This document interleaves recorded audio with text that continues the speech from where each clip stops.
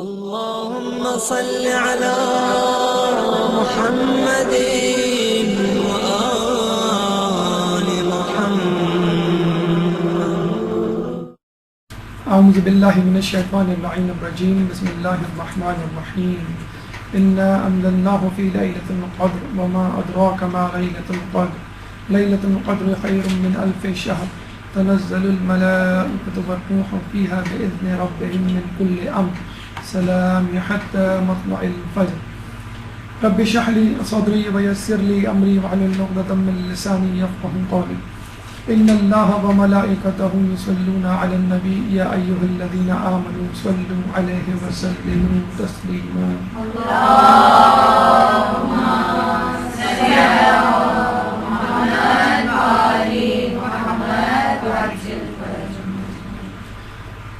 رمضان المبارک جیسے جیسے آگے بڑھ رہا ہے ویسے ویسے اللہ اور بندے کا تعلق مضبوط سے مضبوط ہوتا جا رہا ہے، اور لگتا ہے ماشاءاللہ اللہ تعالیٰ نے جس حکمت عملی سے ماہ رمضان کو، سورہ قدر کو ڈیزائن کیا ہے، پلان کیا ہے، وہ یقیناً لاجواب ہے.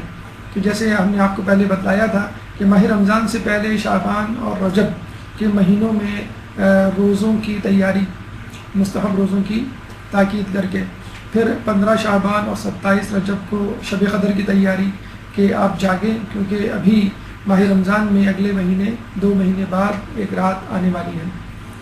آپ نے نوٹ کیا ہوگا کہ جیسے جیسے رجب پھر شعبان پھر ماہ رمضان میں آپ قدم رکھتے ہیں تو آپ کا ٹیمپو بڑھتا جاتا ہے، آپ کی استقامت بڑھتی رہتی ہے، آپ کا لگاؤ، آپ کا خشوع و خضوع بڑھتا چلا جاتا ہے، اور آپ حل من مزید یعنی مزید میں چاہتا ہوں کہ مجھے مزید ملے، جسے کہتے ہیں نا دل مانگے مور ابھی، تو وہ والا معاملہ جسے کہتے ہیں کہ ہو گیا مومن کے ساتھ. مومن کہتا ہے کہ بس ابھی شب قدر آ جائے اور میں چاہتا ہوں کہ زیادہ سے زیادہ عبادت کروں.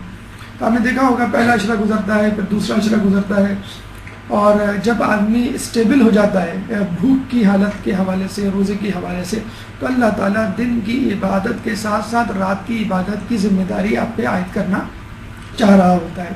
اور وہی شب قدر فرض نہیں ہے ماہ رمضان کی طرح، لیکن اتنی زیادہ تاکید، اتنی زیادہ فضیلتیں ہیں کہ گویا لگتا ہے کہ فرض ہے.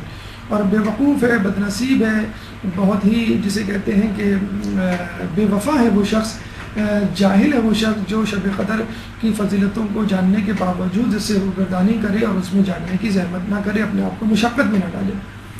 تو ماہ رمضان کے آخری عشرے میں یہ رات رکھی گئی ہے، اور عموماً اس کو اخفاء کیا گیا ہے، کبھی طاق راتوں میں بتایا گیا، اور کبھی 21، 19، 23 میں، اور کبھی 22، 21 اور 23 میں، اور کبھی 23 میں. لیکن بہرحال ڈیفینیٹلی، ایکوریٹلی، اور جسے کہتے ہیں پریسائسلی جو ہے اس کو پن پوائنٹ نہیں کیا گیا کہ یہی رات ہے بس اس میں جاگ لو، یہی شب قدر ہے. اور اس کی بھی انشاءاللہ ابھی وجوہات آئیں گی کہ ایسا کیوں ہے. تو چونکہ آپ نے نوٹ کیا ہوگا ہمارے جو پچھلے 2 دروس ہیں وہ قرآن کے حوالے سے تھے، ماہ رمضان کے حوالے سے، ان کی غلطیوں کے حوالے سے، ان کی فضیلتوں کے حوالے سے، حکمت عملی کے حوالے سے کافی دروس نیٹ پہ موجود ہیں. تو ہم نے سوچا اس دفعہ اپنا فوکس جو ہے وہ قرآن کو بنایا جائے. تو پہلا جو درس تھا وہ قرآن کا تعارف تھا، دوسرا درس قرآن اور سائنس تھا، تیسرا درس سورہ قدر کے پیغامات کے حوالے سے کہ پورا سورہ جو ہے اللہ تعالیٰ نے لیلۃ القدر کے لیے مختص کیا ہوا ہے. آئیے دیکھیے اللہ تعالیٰ سورہ قدر میں ہمیں کیا کیا پیغام دینا چاہتا ہے. ہماری گفتگو انشاءاللہ ان مندرجہ مراحل پر مشتمل ہوگی. پہلا مرحلہ تعارف، دوسرا فضیلت، تیسرا شان نزول، چوتھا مقدمہ، پانچواں تفسیر، چھٹا اہم نکات، اور ساتواں کلام آخر. آئیے ان مراحل پہ ایک ایک کر کے گفتگو کرتے ہیں اور یہ جاننے کی کوشش کرتے ہیں کہ اللہ تعالیٰ نے اس سورہ قدر میں ہمارے لیے کیا کیا پیغامات رکھے. درود پڑھ دیں محمد والے محمد. اللهم صل على محمد وآل محمد وعجل فرجهم. اس سے پہلے تعارف، پہلا مرحلہ وجہ اسمیہ.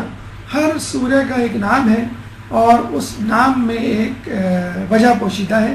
چنانچہ سورہ قدر کی وجہ یہ ہے کہ یہ مقدر کی رات ہے، تقدیر کی رات ہے، اپنی زندگی کو، اپنے نصیب کو بنانے کی رات ہے. مقامی نزول بتلایا گیا آپ کو کہ کچھ سورہ مکی ہیں، کچھ مدنی ہیں۔ اس سورہ کے حوالے سے مکی اور مدنی دونوں کا احتمال ہے، لیکن مکی سورہ ہونے کا زیادہ احتمال موجود ہے۔ موضوع اس کا شب قدر ہے۔ جو چھوٹی مختصر سورہ ہیں خصوصی طور پہ آخری پارے میں ان کا موضوع عموماً ایک ہی ہوتا ہے، چنانچہ سورہ قدر کا موضوع سورہ قدر جو ہے اس سورہ کا موضوع ہے، شب قدر اس سورہ کا موضوع ہے۔ 97 آیات ہے ترتیب پر، اور اس میں کل 5 آیات ہیں۔ آئیے اس کی فضیلت کی طرف چلتے ہیں۔ ایک درود پڑھ دیجیے محمد والے کو۔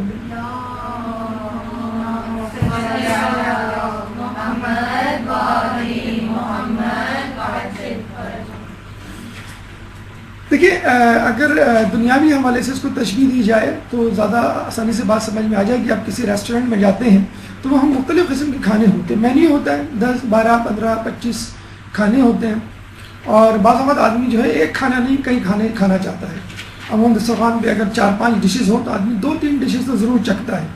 تو کچھ لوگ چاہتے ہیں ہم برگر بھی کھائیں، ہم فرینچ فرائز بھی کھائیں، ہم جو ہے اس کا جو رول ہے وہ بھی کھائیں۔ تو عموماً ہر چیز الگ الگ ہوتی ہے، ہر ایک کی الگ ریسیپی، پلیٹ اور پیکج ہوتا ہے۔ چنانچہ کچھ ریسٹورنٹ والے یہ کرتے ہیں کہ لوگوں کی مزاج طبیعت کو مد نظر رکھتے ہوئے وہ بسا اوقات ڈیل کی فارم میں 2-3 کھانے ایک ہی پیکج میں کمبائن کر دیتے ہیں۔ انہوں نے ایک کھانے میں برگر بھی ہوگا، رول بھی ہوگا، اور آپ کے فرینچ فرائز بھی ہوں گے۔ تو اللہ تعالیٰ نے بڑی عجیب انداز سے ماہ رمضان کی تمام فضیلتوں کو اس سورہ قدر کی فقط تلاوت میں مرکوز کر دیا ہے۔ دیکھیں حدیث رسول ہے کہ جو شخص اس کی تلاوت کرے گا تو وہ اس شخص کی طرح ہوگا جس نے ماہ رمضان کے روزے رکھے اور شب قدر کو پا لیا۔ دیکھیں شب قدر کو پانا کتنا مشکل کام ہے۔ آپ نے سنا ہوگا کہ اس کا دن، اس کا رات جو ہے متعین نہیں ہے، طاق راتیں ہیں، کچھ کہتے ہیں کہ نہیں طاق اور جفت دونوں پورا عشرہ، کچھ کہتے ہیں کہ پورا رمضان ماہ رمضان، کچھ کہتے ہیں کہ کچھ علماء تو پورا سال جاگتے تھے کہ کہیں یہ شب قدر نہ ہو۔ اور اگر کوئی یہ کلیم کر لے کہ میں نے شب قدر کو پا لیا تو گویا بہت بڑا دعویٰ ہے کہ اگر وہ شب قدر کو حقیقی طور پہ پا لے بہت بڑی خوش نصیبی ہے اس کے لیے۔ اسی طرح ماہ رمضان کے روزے بھی ہیں کہ اگر پورے آدمی روزے رکھ لے تو کیا ہی بات ہے۔ لیکن یہ دونوں چیزیں یعنی ماہ رمضان کے پورے روزے رکھنا اور شب قدر کو پانا بہت ہی کم لوگوں کو نصیب ہوتا ہے، اور پھر پانی کے بعد اس کا حق بھی ادا کرنا یعنی روزے کا حق ادا کرنا جیسا کہ ہے، اور شب قدر کا حق ادا کرنا یعنی اعمال اور خوش و خضوع پیدا کر کے، تو بہت خال ہے، بہت شاذ نادر ہے۔ بہت خوش نصیب لوگ، بہت متقی پرہیزگار اس کو پا سکتے ہیں اپنی اصل روپ میں۔ تو کتنی عجیب حدیث ہے، کتنی حیران کن حدیث ہے کہ جو شخص فقط تلاوت کرے گا اس سورہ کی، اب تلاوت ظاہر سی بات ہے ماہ رمضان کے علاوہ بھی ہو سکتی ہے۔ ماہ رمضان گزر جاتے ہیں یا گزرنے والے ہوتے ہیں تو مومن کے چہرے پر اداسی آ جاتی ہے، دل مغموم ہو جاتا ہے کہ رمضان گزر گیا اور ہم نے اس سے وہ برکتیں نہیں سمیٹنی جو سمیٹنی چاہیے تھی، اب ہم کیسے سمیٹیں۔ تو اللہ تعالیٰ نے سورہ قدر کی تلاوت کی جسے کہتے ہیں کہ ضمن میں اس کا پورے رمضان کا جو ہے ثواب رکھ دیا کہ جو تلاوت کرے گا فقط اس کی، اس کو ماہ رمضان کے روزے کا بھی ثواب ملے گا، اور شب قدر کو پانے کا، صرف یہ نہیں کہ شب قدر کا ثواب، شب قدر کو پانے کا ثواب، وہ لطف انشاءاللہ وہ اٹھائے گا فقط اس سورہ کی تلاوت سے۔ لیکن پھر وہی بات جو ہر سورہ کی تلاوت کی فضیلت کے حوالے سے ہے کہ ضروری ہے کہ انسان مومن ہو، اہل بیت کا چاہنے والا ہو، ان کے نقش قدم پہ چلنے والا ہو، نیت رکھتا ہو اور یقین رکھتا ہو اور اس پر عمل کرنے کی پوری کوشش کرتا ہو۔ ایک اور ڈیل اللہ کی طرف سے کہ جو شخص سورہ انا انزلنا کو بلند آواز سے پڑھے وہ اس شخص کی مانند ہے جس نے راہ خدا میں تلوار کھینچی اور جہاد کیا، اور جو شخص اسے آہستہ اور پنہا طور سے پڑھے وہ اس شخص کی مانند ہے جو راہ خدا میں اپنے خون میں لت پت ہو۔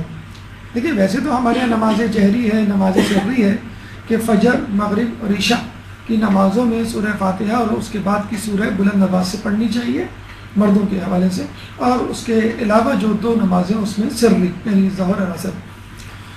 اور انسان کی یہ عادت ہوتی ہے کہ بعض اوقات وہ چاہتا ہے کہ تلاوت زور سے کرے اور بعض اوقات وہ چاہتا ہے کہ آہستگی سے کرے، اور کچھ لوگوں کی عادت ہوتی ہے مسلسل بلند آواز سے تلاوت کرنے کی، کچھ لوگوں کی عادت ہوتی ہے آہستگی سے پڑھنے کی۔ تو اللہ تعالیٰ نے لوگوں کا مزاج سامنے رکھتے ہوئے کہ کوئی اس مخمصے میں نہ پڑ جائے کہ اگر میں آہستہ پڑھ رہا ہوں تو شاید مجھے جو ہے وہ ثواب کم ملے، یا میں زیادہ زور سے پڑھ رہا ہوں تو اس میں دکھاوا ریاکاری نہ آ جائے۔ تو اللہ تعالیٰ نے دونوں کا ثواب الگ الگ رکھ دیا۔ جو بلند آواز سے پڑھے گا گویا اس نے تلوار کھینچی اور جہاد کیا، اور جو ہے آہستگی سے پڑھے گا وہ گویا خون میں لت پت ہوا، یعنی شہید ہوا۔ دیکھیں ہم میں سے کون ہے یہ جو دعویٰ کر سکتا ہے کہ ہم معصوم ہیں، میں معصوم ہوں، میں نے کوئی گناہ نہیں کیا۔ رمضان المبارک کے حوالے سے ہمیں ملتا ہے کہ بہترین عمل گناہ کا نہ کرنا ہے، گناہوں سے بچنا، یعنی کچھ کرنا نہیں، کچھ نہ کرنا۔ کتنا عجیب دیکھیں مذہب ہے، آپ کی انرجی کو سیو کر رہا ہے کہ کچھ کرنے سے کچھ نہ کچھ تو انرجی، ٹائم، توجہ آپ کی خرچ ہوگی، نہیں کچھ نہ کرنا، یعنی گناہوں سے بچنا۔ تو اگر رمضان المبارک میں بھی گناہ ہو جائے تو کتنا برا ہے انسان کے لیے کہ شیطان بند ہے پھر بھی گناہ کر رہا ہے۔ اور ہم میں سے کتنے لوگ ہیں جو کئی گناہ کر جاتے ہوں گے، لیکن پھر بھی بدترین شخص ہونے کے باوجود میں سمجھتا ہوں جو دیندار ہیں، مدرسے سے وابستہ ہیں، وہ 100-150 سے گناہوں سے زیادہ تو نہیں کرتے ہوں گے، 100 بھی نہیں کرتے ہوں گے۔ تو یہاں کہا جا رہا ہے کہ جو 10 مرتبہ سورہ انزلنا پڑھے گا وہ 1000 گناہ معاف کروائے گا۔ اس کا مطلب کیا ہوا؟ ایک سورہ انزلنا آپ کے 100 گناہ معاف کروا سکتی ہے۔ تو آدمی کو جب بھی یہ محسوس ہو کہ میں نے کوئی گناہ کیا ہے تو سورہ انزلنا پڑھ لے، اور کیا ہی اچھا ہے کہ انسان رات کو سونے سے پہلے سورہ انزلنا پڑھ کے سوئے کہ اگر ہم نے تقریباً 100 گناہ کیے تو وہ معاف ہو جائے۔ پھر امام فرماتے ہیں کہ جو شخص اس کو نماز فریضہ میں پڑھے گا اسے آواز پہنچتی ہے کہ تیرے سابق گناہ معاف ہو گئے۔ یہ تو ویسے ہی ہے تلاوت کا سبب، اور اگر آپ اپنی نمازوں میں یعنی فرض نمازوں میں پڑھیں گے تو آپ کے جو ہے وہ گویا تمام گناہ پچھلے معاف ہو گئے۔ پھر وہی بات کہ خشوع خضوع، یقین، توجہ اور عمل کی کوشش، جستجو کے ساتھ اس کی تلاوت کرنے والا خیر البریہ کا ساتھی ہوگا، اور کیا ہی بہترین ساتھی اس کو ملا، خیر البریہ امیر المومنین حضرت علی ابن ابی طالب علیہ السلام۔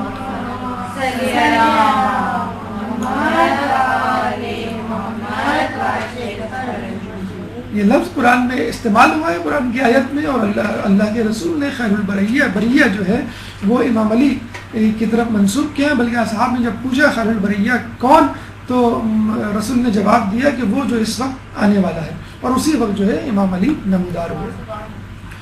دنیاوی آفات سے بچاؤ، چاہے وہ نیچرل ڈیزاسٹرز ہو، طوفان ہو، بارش ہو، سیلاب ہو، جو ابھی کراچی میں قیامت خیز گرمی پڑی ہے وہ بھی کسی قدرتی آفت سے کم نہیں تھی، 1000-1500 لوگ جو ہے آپ کے اس آفت کی نظر ہو گئے۔ تو اگر کوئی شخص دنیاوی آفات سے بچنا چاہتا ہے تو وہ یہ سورہ پڑھے۔ اور دوسری بات یہ ہے کہ آج کل جیسے جیسے عید قریب آتی جا رہی ہے ویسے ویسے چوری ڈکیتی کا سیزن بھی آتا جا رہا ہے، حالانکہ قومی ادارے اور قانون نافذ کرنے والے ارادے گو کے متحرک ہیں، لیکن اس کے باوجود آپ نے دیکھا ہوگا کہ جو لوگ ان چوری ڈکیتیوں کے عادی ہیں وہ کس طرح اپنا ہاتھ صاف کر جاتے ہیں۔ کوئی گھر محفوظ نہیں، کوئی سڑک، کوئی بازار، کوئی دکان محفوظ نہیں۔ تو چنانچہ اگر کوئی چاہتا ہے کہ اس کا خزانہ یعنی تجوری، یعنی جو وہ مال کما رہا ہے، آپ اپنے لاکر میں جو پیسے رکھتی ہیں، آپ اپنی الماری میں جو زیور رکھتی ہیں، آپ اپنے بینک میں جو پراپرٹی کے ڈاکیومنٹس رکھتی ہیں، تو یہ جتنے بھی جگہیں ہیں جہاں پہ آپ کی عمر بھر کی کمائی یا بہرحال مہینے بھر کی کمائی یا کوئی قیمتی چیز پڑی ہوئی ہے، تو اگر اس کے سامنے آپ یہ سورہ قدر پڑھیں تو انشاءاللہ وہ محفوظ رہے گی۔ اگر اس کو کسی خزانے کے دروازے پہ پڑھا جائے یعنی سورہ قدر کو، تو وہ خزانہ ہر برائی اور آفت سے محفوظ رہے گا، یہاں تک کہ مالک خود نکال لے۔ ایک اور جگہ فرمایا کہ اس سورہ کو بکثرت تلاوت کرنا ادائے قرض اور وزاد رزق کے لیے مؤثر ہونا منقول ہے۔ ہم میں سے کون ہے جو کسی نہ کسی طور پہ کبھی نہ کبھی قرض لینے پہ مجبور نہ ہو جاتا ہو، اور جب قرض لے لیا جائے جتنی آسانی سے قرض لیا جاتا ہے اتنی مشکل سے قرض کو لوٹایا جاتا ہے۔ وسعت رزق کے لیے مؤثر، اور وسعت رزق کون ہے جو یہ نہیں چاہتا اس کے رزق میں وسعت ہو، کون نہیں چاہتا اس کو بہتر سے بہتر نوکری ملے۔ تو یہ سورہ قدر جو ہے اپنی کوشش اور عملی جستجو جاری رکھے لیکن اگر سورہ قدر بھی پڑھے گا تو اس کو آخرت میں تو ثواب ملے گا، لیکن انشاءاللہ دنیا میں بھی اس کی روزی میں برکت ہوگی۔ خود گھر کی حفاظت، اگر آپ گھر کھلا چھوڑ کے جاتے ہیں یا ویسے بھی سوتے ہیں تو خوف ہوتا ہے کہ چوری ڈکیتی کے حوالے سے، تو سوتے وقت سورہ قدر کا 11 مرتبہ پڑھنا حفاظت کا موجب ہے۔ اگر آپ روزانہ 11 مرتبہ نہیں پڑھ پاتے کوئی بات نہیں، آپ اپنے گھر میں ڈیوٹیز لگا دیں، ایک مرتبہ امی پڑھ لیں، دوسری رات ابو، تیسری رات بہن یا بھائی، اس طرح تمام لوگوں کو روزانہ کی چوکیداری یا محافظ ہونے کا اعزاز مل جائے گا اور ثواب بھی مل جائے گا اس کے ساتھ ساتھ۔ ایک اور عمل ذرا مشکل عمل ہے، اگر ہو سکے تو کریں ورنہ کوئی بات نہیں، اور دوسرے عمل جو آپ کو آسان لگتے وہ بھی آپ کر سکتے ہیں۔ شب قدر میں نئے گھڑے میں پانی ڈال کر، گھڑے کی جگہ آپ چاہیں تو کوئی پیالہ لے لیں، اس پانی پر 30 مرتبہ سورہ قدر پڑھی جائے، اس گھڑے کو لٹکا دیا جائے، بس اس سے پانی بھی پیا جائے اور وضو بھی کیا جائے، اور کم شدہ پانی کا اس میں اضافہ کیا جاتا رہے تو باعث برکت ہے۔ یعنی آپ پانی پڑھ کے پھونک دیا، آپ نے پانی ڈال لیا، اس میں سورہ قدر پڑھ لیا آپ نے، اب اس میں سے ایک پیالہ نکال لیں اور وضو تھوڑا سا کر لیں، یا وضو جس سے کر رہے ہیں اس میں یہ پانی ملا لیں آپ، یا وضو آپ اس سے شروع کر لیں اور باقی آپ نلکے سے وضو کو کنٹینیو کر لیں، یعنی وضو میں جو پانی استعمال ہوا ہے اس میں تھوڑا سا پانی یہ والا بھی شامل ہو جائے۔ اس طرح غسل میں ایک چلو غسل آپ نے اس پانی کا ڈال لیا، باقی آپ اپنا غسل شروع کر دیں نلکے کے پانی سے یا فوارے سے یا بالٹی سے، لیکن اس پانی کو مکمل ختم نہ ہونے دیا جائے، یعنی جیسے ہی ختم ہونے والا ہو اس میں دوسرا پانی ملا دیں۔ آپ نے شاید یہ ہومیوپیتھک میں بھی پڑھا ہوگا، جو ہومیوپیتھک کی دوائیں بنتی ہیں وہ ڈائلیوشنل میتھڈ سے بنتی ہیں، یعنی دوا کو مزید ڈائلیوٹ کیا جاتا ہے اور اصل میڈیسن اس پانی سے نہیں نکالی جاتی، اور اس پانی ہی سے مزید جو ہے وہ دوا بنائی جاتی ہے، جیسے پانی ختم ہونے والا ہوتا ہے اس میں مزید پانی ایڈ کر دیا جاتا ہے۔ تو دیکھیں یہ ایک طریقہ جو ہے آج بھی طب میں رائج ہے، اور ہمارے امام بھی یہ طریقہ بتا رہے ہیں کہ پانی کی اپنی تاثیر ہوتی ہے۔ باقاعدہ ایک جاپان میں تجربہ بھی ہوا تھا کہ ایک پانی پہ جو ہے وہ سورہ یا آیت لکھی گئی اور ایک پانی میں کوئی اور جملہ لکھا گیا جس کا کوئی خاص معنی نہیں تھے، تو جو وہ پانی تھا وہ بہت عرصے بعد گندا ہوا، خراب ہوا، بلکہ خرابی بھی ہوا کہ جس پر آیت یا سورہ لکھی گئی تھی۔ تو جو ہم چیزیں اپنے آس پاس دیکھتے ہیں ان چیزوں کے اثرات ہوتے ہیں، تو جو سورہ پڑھی جائے گی اس پانی پہ وہ پانی اس سورہ کے اثرات کو جذب کرے گا، اور جب پانی ختم نہ ہو چاہے تھوڑا ہی سا کیوں نہ رہ جائے، اس میں مزید پانی ڈال دیں تو وہ اثرات تھوڑے والے پانی سے تمام پانی میں پھیل جائیں گے۔ ہم میں سے کون ہے جس کے دشمن نہ ہوں؟ مولانا علی نے ایک دفعہ کسی کی نماز جنازہ پڑھائی، جب واپس ہونے لگے تو کسی نے کہا کہ بہت اچھا شخص تھا، اس کا کوئی دشمن نہیں تھا۔ تو مولانا نے فرمایا اگر مجھے معلوم ہوتا تو میں اس کی نماز نہ پڑھاتا۔ یعنی یہ کیسے ممکن ہے کہ آدمی راہ راست پر ہو، صراط مستقیم پر ہو، اس کے چند ہی صحیح دشمن نہ ہو؟ تو ہم میں سے کون ہے جس کا کوئی دشمن نہ ہو؟ دوستوں میں دشمن موجود ہوتے ہیں، رشتہ داروں میں دشمن موجود ہوتے ہیں، محلے میں دشمن، کاروبار اور دفتر کی جگہ پہ دشمن موجود ہوتے ہیں۔ تو دشمن کے سامنے اگر آپ یہ پڑھ لیں سورہ تو آپ کو دشمن پر غلبہ ہوگا، کم از کم دشمن آپ کا کچھ بگاڑ نہیں سکے گا۔ بادشاہ اور حاکم وقت کے سامنے اس کو پڑھ کر جانا اس کی مغلوبیت کا باعث ہے۔ اگر دشمن کے سامنے جاتے ہوئے اس کو پڑھ کر جائے گا تو پڑھنے والا ظفریاب ہوگا۔ ایک اور سورہ غالباً آپ کو ہم نے بتلایا تھا، سورہ فیل کے بارے میں بھی ہے کہ اگر وہ دشمن کے سامنے پڑھی جائے تو دشمن پہ غلبہ حاصل ہوتا ہے۔ عموماً سواری پہ سوار ہونے کی دعا پڑھتے ہوں گے، سبحان الذی سخر لنا ھذا وما كنا له مقرنین، یہ پاک ہے وہ ذات کہ جس نے ہمارے لیے اس سواری کو مغلوب کیا۔ اسی طرح اگر اس کے ساتھ سورہ انا انزلنا بھی پڑھ دی جائے، جو شخص سواری پر سوار ہوتے وقت انا انزلنا کی تلاوت کر لیا کرے تو اس سے صحیح سالم اترے گا اور اس کے گناہ بھی بخشے جائیں گے۔ اگر کوئی چیز تقدیر پر سبقت کر سکتی ہے تو میں کہتا کہ انا انزلنا کا پڑھنے والا تقدیر پر سبقت کر سکتا ہے۔ دیکھیں تقدیر آپ کی شب قدر کو لکھی جائے گی، اور یہ آیت یہ سورہ اسی شب قدر سے متعلق ہے۔ تو اگر آپ اس سورہ کو پڑھیں گے تو عین ممکن ہے جو ڈاکیومنٹ آپ کے لیے اپرووڈ ہو چکا ہے اس میں کوئی امینڈمنٹ ہو جائے۔ آپ نے دیکھا ہوگا کوئی ڈاکیومنٹ ہے، کوئی تحریر ہے، اس میں اگر فائنل ہونے کے باوجود بھی کوئی کمی بیشی رہ جائے تو ہم امپروور کا سہارا لیتے ہیں، ہم جو ہے وہ وائٹوں کا سہارا لیتے ہیں، ہم ایرو لگا کے اوپر کریکشن کر دیتے ہیں، اگر بینک کا چیک ہو تو اوپر ایک سگنیچر بھی کر دیتے ہیں۔ یعنی فائنل ڈاکیومنٹ اپروو ہونے کے باوجود بھی تھوڑی بہت کمی بیشی کا امکان ہوتا ہے. تو یہ وہ سورہ ہے جو شب قدر میں لکھی گئی تقدیر میں امینڈمنٹ کروا سکتی ہے بیماریوں کے لیے. سورہ فاتحہ بہت مشہور سورہ ہے، معروف سورہ ہے بیماری کے لیے. کہتے ہیں کہ ہر بیماری کا علاج سورہ فاتحہ میں سوائے موت کے. اگر اس سورہ کو نئے برتن پر لکھا جائے اور صاحب لقوا کہتے ہیں سیریبرل پالسی، کہ جس میں منہ ٹیڑھا ہو جاتا ہے، جبڑا جو ہے ایک طرف دھلک جاتا ہے سیدھی یا الٹی طرف، اور فوری طور پہ اس کا علاج نہ کیا جائے کورٹیزون کے انجیکشن لگتے ہیں. اگر علاج نہ کیا جائے تو پھر وہ لقوا جو ہے، وہ ٹیڑھا پن جو ہے وہ مستقل بھی ہو سکتا ہے. اگر اس سورہ کو نئے برتن پر لکھا جائے اور صاحب لقوا اس کو نظر کرے تو اللہ تعالیٰ اس کو شفا عطا فرمائے. بے اولاد کے لیے اولاد نرینہ کی خواہش. دیکھیے کیا چیز نہیں ہے اس سورہ میں، اس تقدیر والی رات میں، شب قدر میں بھی کیا چیز نہیں ہے. پوری تقدیر تو اللہ تعالیٰ آپ کو دے رہا ہے، آپ کی پسند کی تقدیر دے رہا ہے، لیکن اس کے باوجود بھی سورہ قدر کی صورت میں پوری تقدیر آپ کو دے رہا ہے کہ بے اولاد لوگ جو ہے اس سورہ کو پڑھیں تو اولاد نرینہ کی انشاءاللہ ان کو خوشخبری ہوگی. ولادت میں جو تکلیف ہوتی ہے، آج کل سیزیرین سیکشن بہت زیادہ عام ہے، نارمل ڈلیوری ختم ہو چکی ہے. اب جو ہے وہ اسپائنل کارڈ میں انجیکشن دے کے ڈلیوری کرائی جاتی ہے. نہ جانے کیوں مائیں جو ہیں وہ ولادت کا درد جو ہے وہ سہنے کے لیے تیار نہیں. بعض اوقات کوئی کمپلیکیشن نہیں ہوتی، فقط مائیں اس درد سے بچنا چاہتی ہیں جو زچگی کی وجہ سے ہوتا ہے. حالانکہ حدیث میں ایک بڑی عجیب حدیث اور موجود ہے اس حوالے سے، اسی درد کے حوالے سے، کہ ایک شخص نے کہا کہ میں نے اپنی ماں کو پورا حج کروایا ہے اپنے کندھے پہ بٹھا کر. تو رسول نے فرمایا کہ تو نے تو اس ایک درد کا بھی حق ادا نہیں کیا کہ جو اس نے تجھے جنم دیتے ہوئے سہا. تو یہ اتنا جسے کہتے ہیں کہ ماں جو 9 مہینے اپنے پیٹ میں لیے رہتی ہے، پھر زچگی کا درد ہے، پھر جو دودھ پلاتی ہے. ایک جگہ یوں بھی آیا ہے کہ کیوں ماں کو 3 درجے زیادہ فضیلت ہے باپ پر. ایک تو حمل کے وقت اس کو لیے رہتی ہے 9 مہینے، پھر 2 سال دودھ پلاتی ہے، اور زچگی کا درد. یہ 3 عمل، یہ 3 تکالیف ایسی ہیں جو کوئی بھی کبھی بھی باپ انجام نہیں دے سکتا. قبر کا ساتھی ہے.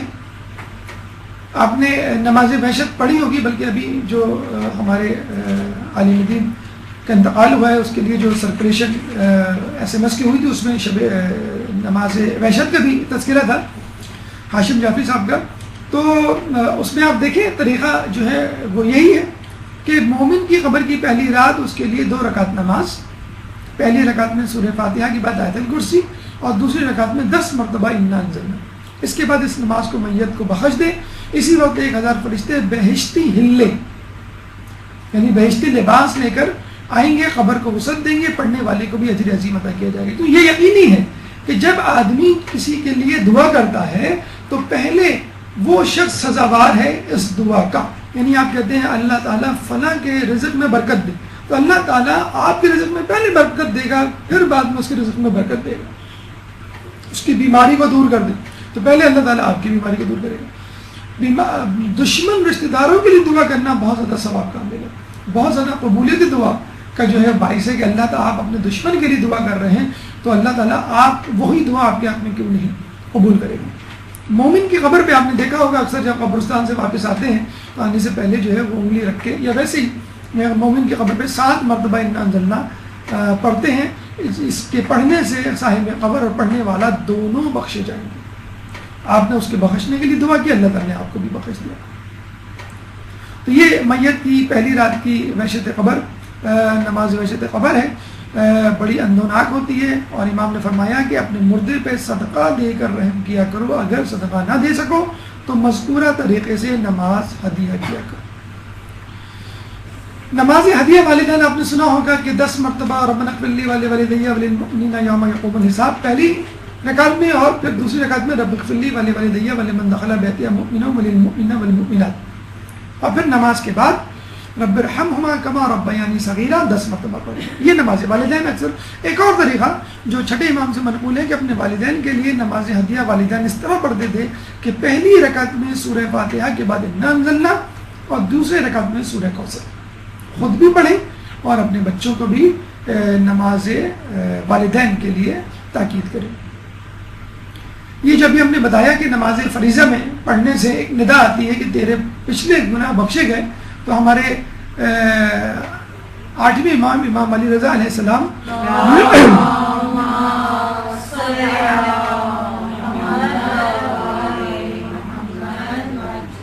شب و روز کی تمام نمازوں میں پہلی رکعت میں سورہ فاتحہ کے بعد سورہ قدر اور دوسری رکعت میں سورہ توحید پڑھا کرتے تھے. تو سورہ توحید اپنی جگہ پہ قائم، دوسری رکعت میں عموماً لوگ پڑھا کرتے ہیں، اور پہلی رکعت میں سورہ قدر پڑھ لیں تو امام کی سنت پہ عمل ہوگا.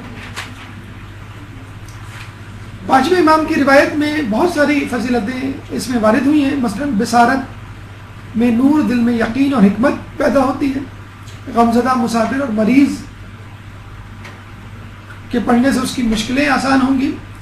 زراعت، اس وقت جون جولائی کا مہینہ ہے، اس وقت سندھ اور پنجاب، بلوچستان سرحد کے دیہاتوں میں جو ہے فصلیں جو ہیں اپنے عروج پر ہیں، اور یہ فصل کے کاٹنے کا مہینہ ہے. تو اگر کوئی زراعت میں پڑھے تو اس میں برکت ہوگی اس سورہ کو پڑھنے سے. درد دل آج کل آخری زمانے کی نشانیوں میں سے ہے کہ درد دل زیادہ ہو جائے گا. آج کل پہلے ایک زمانے میں ای سی جی بہت بڑا ٹیسٹ ہوا کرتا تھا اور لوگ بڑے خوش ہوتے تھے بھائی ای سی جی جو ہے نارمل آیا، کچھ نہیں ہے. اب جو ہے وہ اینجیوگرافی کچھ نہیں رہا. بڑے آرام سے ڈاکٹر حضرات کہہ دیا کرتے ہیں آپ اینجیوگرافی کرا لیں، جو بیماری ہے وہ ضروری نہیں کہ ای سی جی میں آ جائے. تو اینجیوگرافی کروائی جاتی ہے، آن دا اسپاٹ اگر کوئی نیروئنگ ہو تو اینجیوپلاسٹی فوراً کر دی جاتی ہے.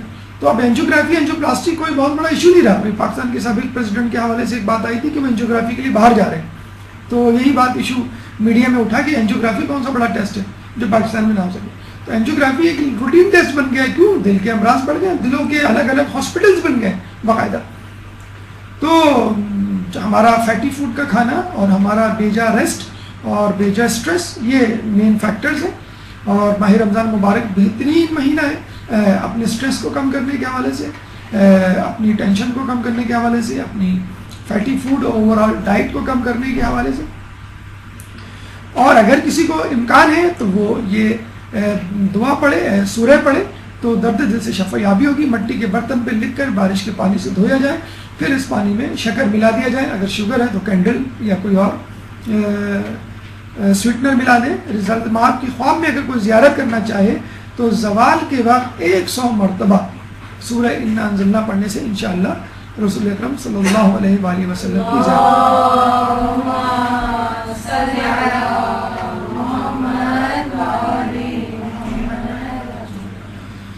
مولا کی روایت میں بلبا نٹ شیل باٹم لائن اس سورہ کے حوالے سے بہت خوبصورت انداز سے، بہت منتخب کلمات کے چناؤ کے حوالے سے اس روایت میں موجود ہے کہ سورہ قدر کو قرآن کا ثمر کہا گیا، قرآن کا خزانہ، فقراء کا خزانہ، کمزوروں کی مدد، تنگ دستوں کی کشادگی، مومن کی عصمت، نماز گزاروں کی ہدایت، قرآن کا سردار، علم کا سردار، قرآن کی زینت، عبادت گزاروں کا خیمہ، حضرت رسالت مآب کے بعد حجت. اتنا زیادہ ثواب، کوئی ایسا ثواب نہیں لگتا ہے کہ جو اس میں سمیٹ نہ دیا گیا ہو. قرآن کا ثمر ہے، کیونکہ قرآن آدمی اس لیے پڑھتا ہے کہ انسان جو ہے اپنی تقدیر سنوارے. تقدیر سورہ قدر میں موجود ہے. قرآن کا خزانہ ہے، قرآن کا خزانہ یہی ہے کہ انسان تزکیہ نفس کرے، اپنے آپ کو بہتر بنائے. سورہ قدر میں یہ خزانہ موجود ہے. فقراء کا خزانہ ہے، یعنی دولت. اس سورہ کو پڑھنے سے دولت اور وسعت رزق میں اضافہ ہوتا ہے، رزق میں اضافہ ہوتا ہے. کمزوروں کی مدد، جیسے ہم نے بتلایا ہے کہ دشمنوں پہ غلبہ، تنگ دستوں کی کشادگی، مومنوں کی عصمت، نماز گزاروں کی ہدایت، خود قرآن کا سردار. بہرحال اس میں تمام کم و بیش ثواب شامل ہو گیا ہے جو ایک مومن اپنے ذہن میں لا سکتا ہے. اب آئیے اس سورہ کے شان نزول کی طرف چلتے ہیں. ایک درود پڑھ دیجیے محمد والے محمد.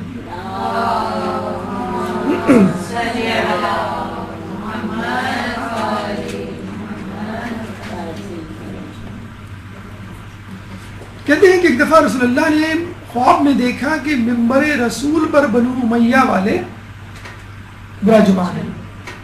رنجیدہ خاطر ہوئے، افسوس ہوا ان کو. کہتے ہیں کہ آپ کے افسوس کو دور کرنے کے لیے رسول اللہ تعالیٰ نے یہ سورہ نازل کی. اور کئی سورے ہیں جو اللہ تعالیٰ نے اپنے رسول کی تسلی کے لیے، مثلا سورہ کوثر، جب لوگوں نے آپ کو مقتول النسل دم بریدہ قرار دیا، نعوذ باللہ، سورہ کوثر نازل ہوئی. سورہ نصر فتح مکہ کی خوشخبری لیے ہوئے نازل ہوئی. اس کی دلیل کیا ہے اور کیا کمپیٹیبلٹی ہے, کیا لنک ہے بنو امیہ کی حکومت میں سورہ قدر میں؟ بنو امیہ کی حکومت 80 سال قائم رہی تقریباً, اور 80 سال کو اگر آپ 12 سے ملٹیپلائی کریں تو یہ 1000 مہینے بنتے ہیں. اور شب قدر میں بھی یہی ہے کہ یہ 1000 مہینوں سے بہتر ہے, اور اسی شب قدر کی فضیلت میں یہ سورہ نازل ہوئی. ایک اور بیک گراؤنڈ شان نزول, ایک دفعہ جب اصحاب کو پتہ چلا کہ بنی اسرائیل میں ایک شخص تھا جس کا نام تھا شمسون, 1000 مہینے تک لباس جنگ زیب تن کیا رہا. اسے کہتے ہیں نا کہ اگر خواتین زیور پہنے تو یہ ان کی زینت ہوتی ہے, اسی طرح مرد اگر ہتھیار باندھے اپنے جسم پر, لباس پر, تو وہ ان کی زینت ہوتی ہے. آپ نے پرانی موویز میں امیر مختار اور غریب طوس اور دیگر موویز میں دیکھا ہوگا کہ عموماً مسلمان جو ہے وہ مرد جو ہے وہ تلوار جو ہے حمائل کیے رہتا ہے اپنے لباس میں. اگر وہ اس لباس کے میں یعنی تلوار کے ساتھ ساتھ اس زرہ کو بھی پہن لے جو میدان جنگ میں پہنی جاتی ہے, تو گویا وہ بالکل ہی تیار ہے مرنے کے لیے, یعنی وہ اس وقت اپنے آپ کو میدان جنگ میں تصور کر رہا ہے. تو جو تلوار نہ باندھے اس کو بزدل سمجھا جاتا تھا, جو تلوار باندھے اس کو بہادر, اور جو زرہ پہنے رہے اس کو تو بہت ہی بڑا بہادر. آپ نے شاید امیر مختار کی مووی میں دیکھا ہوگا, اس کا جو ساتھی تھا وہ ہمیشہ جو ہے وہ زرہ پہنے ہوئے رہتا تھا. خود امیر مختار بھی جب قیام کا انہوں نے جو ہے ارادہ کیا, تو 1000 سال تک زرہ پہنے رہنا بہت بڑا کمال ہے. مطلب لوہے کی زرہ آپ سمجھ لیں, اگر آپ کوئی موٹا لباس بھی پہن لیں, یہ جو لون کے اشتہار آتے ہیں وہ اسی لیے آتے ہیں کہ گرمیوں میں آپ پتلے کپڑے پہنیں. یہ جو موٹا لباس اگر کوئی پہن لے, مثلا کوئی سویٹر پہن کے گھومے, جیکٹ پہن کے گھومے, تو آپ اس کو کتنا بے وقوف آدمی کہیں گے. تو اگر کوئی شخص 1000 سال تک زرہ پہنے, وہ بھی لوہے کی, جو کہ گرمیوں اور سردیوں یکساں پہننا پڑے گی اس کو, تو گرمیوں میں اس کو کیا برا حشر ہوگا. لیکن بہرحال ایک بڑی فضیلت تو ہے, اللہ تعالیٰ اس کو اس کا صلہ تو دے گا کہ وہ اپنے آپ کو میدان جنگ میں جہاد میں محسوس کر رہا ہے. تو ہاں, صحابہ نے بہت شدید خواہش کا اظہار کیا کہ کاش ہم بھی اس طرح 1000 سال تک میدان جنگ میں اپنے آپ کو محسوس کریں اور زرہ پہنے. لیکن ممکن نہیں ہے 1000 مہینے تک کہ پوری زندگی آدمی زرہ پہنے رہے. تو کہتے ہیں کہ اللہ تعالیٰ نے سورہ قدر نازل کی کہ جس کو پڑھ کے آپ 1000 سال کی عبادت, جہاد جو کہ عبادت ہے, اس کا ثواب پا لیں. اس کے علاوہ بنی اسرائیل کے 4 افراد تھے جنہوں نے 1000 مہینے تک ایک گناہ نہیں کیا. ہم یہاں کہتے ہیں کہ گناہ کے بغیر ہم زندگی کیسے گزاریں. روایتوں میں آیا ہے کہ آخری زمانے میں جب انسان گناہ نہیں کرے گا تو غمگین ہوگا. جس دن گناہ نہیں کرے گا غمگین ہوگا. اور یہ اب تقریباً وتیرہ بن چکا ہے. جس دن آپ ٹی وی نہ دیکھیں آپ کو لگتا ہے کہ دن ہی نہیں گزرا, بڑا موڈ اور بڑا بورنگ ڈے. جو میوزک سننے والے ہیں وہ میوزک نہ سنیں کسی دن رات کو سونے سے پہلے جسے کہتے ہیں, تو وہ گناہ ہی نہیں کیا. محفل میں بیٹھے اگر غیبت کر کے نہ اٹھیں تو وہ مزہ ہی نہیں آیا, فائدہ کیا ہوا گپ شپ کا. تو بنی اسرائیل کے 4 افراد نے 1000 مہینے تک کوئی گناہ نہیں کیا. شاید آپ کو پہلے بھی بتایا ہو کہ بنی اسرائیل میں اگر کوئی 30 سال تک 1000 مہینے تک ترک گناہ کیا, 30 سال تک اگر کوئی گناہ نہیں کرتا تھا تو بادل کا سایہ اس کے اوپر آ جاتا تھا. یہاں 80 سال تک انہوں نے ترک گناہ نہیں کیا. تو آپ اندازہ لگا لیں. پھر صحابہ نے شدید خواہش کا اظہار کیا کہ کاش ہم بھی ایسے ہوتے, لیکن ممکن نہیں ہے. تقریباً اس چھوٹی سی زندگانی میں جو آپ 57 ایئرس پاکستان میں جو ایوریج ایج ہے 60-70 سال کی زندگی میں, کیسے آدمی 1000 مہینے تک جو ہے پورا مکمل طور پہ اپنے آپ کو روزے میں یا عبادت میں گزارتا. روایتوں میں آیا ہے کہ اگر کوئی شخص خوش اخلاقی کا مظاہرہ کرے تو بالکل ایسا ہی ہے جیسے اس نے دن میں روزے رکھے اور رات میں شب بیداری کی. کتنا آسان طریقہ ہے دن بھر رات بھر اور عمر بھر عبادت میں گزارنا. تو جب یہ 4 افراد کا سنا تھا صحابہ جو ہے بڑے قسم سائے, تو اللہ تعالیٰ نے سورہ کو نازل کیا کہ اس سورہ کو پڑھو اور تمہیں بنی اسرائیل کے ان نوجوانوں, ان عابدوں, ان مجاہدوں کیا جو ہے وہ ثواب مل جائے گا جو 1000 سال تک 1000 مہینے تک جو ہے وہ زرہ پہنے رہے اور 1000 مہینے تک انہوں نے کوئی گناہ نہیں کیا. یہ یہ اس کا پس منظر تھا، شان نزول تھا. اب آئیے سورہ کے حوالے سے چند مقدماتی باتیں پھر اس کی تفسیر انشاءاللہ. ایک درود پڑھ دیں محمد والے محمد. اللهم صل على محمد وآل محمد وعجل. سورہ قدر کے پیغامات. دشمن خدا ہے وہ شخص جو زیادہ کھاتا ہے اور جو زیادہ سوتا ہے.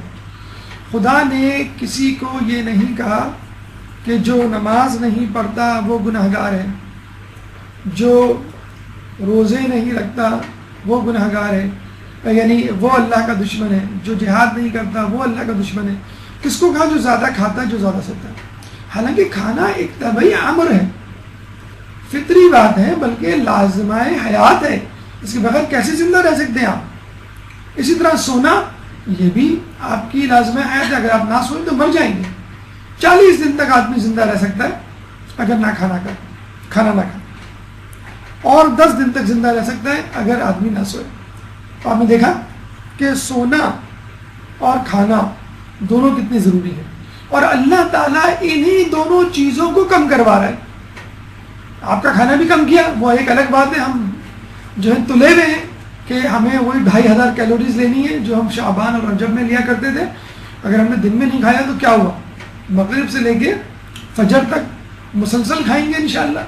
کوئی ایسا مسئلہ نہیں ہے. تمام کیلوریز، ایک لوگوں کو ایک خوف پیدا ہو گیا کہ بھئی گرمی بہت زیادہ ہے، پانی پیتے رہو. وہ ہمارے ایک جاننے والے ہیں، وہ ہر 1 گھنٹے میں 2 گلاس، ہر گھنٹے میں 2 گلاس رات میں، کہ پتہ نہیں کل کیا ہو، ڈی ہائیڈریشن نہ ہو جائے، شوق اور لو نہ لگ جائے وغیرہ وغیرہ.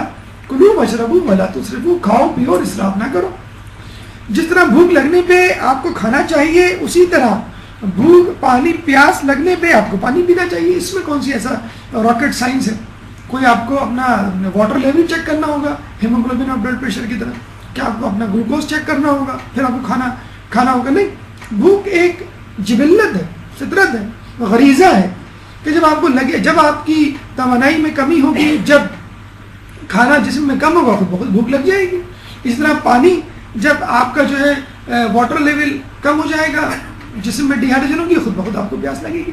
زیادہ کھانا اور زیادہ سونا دونوں جو ہے اللہ کے دشمن بنانے کے لیے آپ کو تیار کرتے ہیں. لیکن افسوس کے ساتھ کہنا پڑتا ہے کہ جن 2 چیزوں کے لیے اللہ تعالیٰ نے ہمیں اس ماہ رمضان سے نوازا، یہی 2 چیزیں آج کل مومنین کر رہے ہوتے ہیں. آپ جو ہے وہ سحری کے بعد سوئے، پھر ظہر میں اٹھے، پھر ظہر پڑھی، پھر سوئے، پھر افطار میں اٹھے، ٹی وی دیکھا، اس کے بعد پھر رات میں پھر سوئے.